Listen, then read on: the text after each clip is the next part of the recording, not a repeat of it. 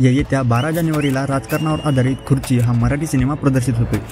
तसा तर आत्तापर्यंत मराठीत राजकारणाचा विषय घेऊन अनेक सिनेमे बनवले गेले आहेत, पण हा सिनेमा काहीतरी वेगळी गोष्ट दाखवेल अशी आशा आहे। कारण आत्तापर्यंत जे काही या सिनेमाचे टीजर, ट्रेलर आणि गाणी आली आहेत ती एकदम धमाकेदार आणि उत्सुकता निर्माण करणारी आहेत। खुर्ची या सिनेमात अभिनेते अक्षय वाघमारे, राकेश बापट आणि आर्यन हगवणे हे 3 कलाकार महत्त्वाच्या भूमिकेत दिसत आहेत। जेव्हा या सिनेमाचा टीजर आला होता तेव्हापासूनच या सिनेमाची कथा काय असणार याची उत्सुकता लागली होती। कारण टीजर अशा प्रकारे दाखवण्यात आला होता ज्यात असं वाटत होतं की हे 3 पात्र नेमकी कोण आहेत आणि ती इतकी एकसारखी का दाखवली जात आहे, आणि ही एक गोष्ट प्रेक्षकांमध्ये सिनेमा बघण्यासाठी उत्सुकता निर्माण करणारी दिसते। त्यानंतर सिनेमाचं गुंगलं असं हे रोमॅन्टिक गाणं रिलीज करण्यात आलं।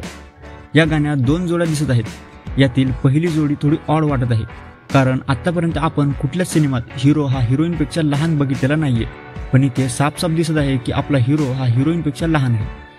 आणि ही गोष्ट इतकी स्पष्ट दिसत आहे आणि ती काही चुकून केली असेल असं मला तरी वाटत नाहीये। यामागे या सिनेमाच्या कथेचीच गरज असेल हे नक्की आहे, आणि ही एक गोष्ट आहे जी की या सिनेमाला काहीतरी वेगळं दाखवण्याचा प्रयत्न करते। आणि आता या सिनेमाचा दमदार ट्रेलर आला आहे। ट्रेलर बघून हे साफ दिसत आहे की हे सगळं राजकारण त्या एका खुर्चीसाठी पेटलेलं आहे, आणि ते काही साधंसुद्धा नसून माणसांच्या रक्ताच्या पलीकडे गेलेलं आहे। ट्रेलरच्या सुरुवातीलाच राजवीर नावाचा लहान मुलगा आपल्याला दिसतो, जो की ती खुर्ची मिळवण्याची गोष्ट बोलतोय। मी राजवीर राजाराम देसाई। आणि हा लहान दिसत असलेला मुलगा छोटा पॅकेट बडा धमाका असल्यासारखं वाटत आहे, कारण ट्रेलरमध्ये पुढे एक डायलॉग आहे। काही म्हणा, त्या राजाच्या रूपात आपल्याला मास्टर माइंड मिळाला। त्याचं वय बघा आणि कारनामे बघा, दिमाग काय काढायला। यावरून तरी असं कळतंय की पुढे होणाऱ्या खुर्चीच्या राजकारणात या लहान दिसत असलेल्या राजवीरचाच मोठा हात असणार आहे।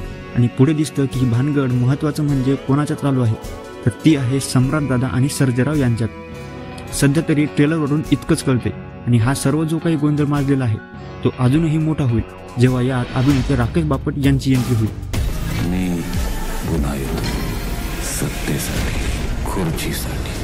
त्यांचाही या सिनेमात डॅशिंग लुक पाहायला मिळतोय, आणि हा या ट्रेलरच्या शेवटी एक डायलॉग आहे।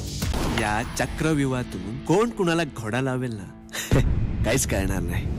असंच काहीसं हे ट्रेलर बघून वाटतंय।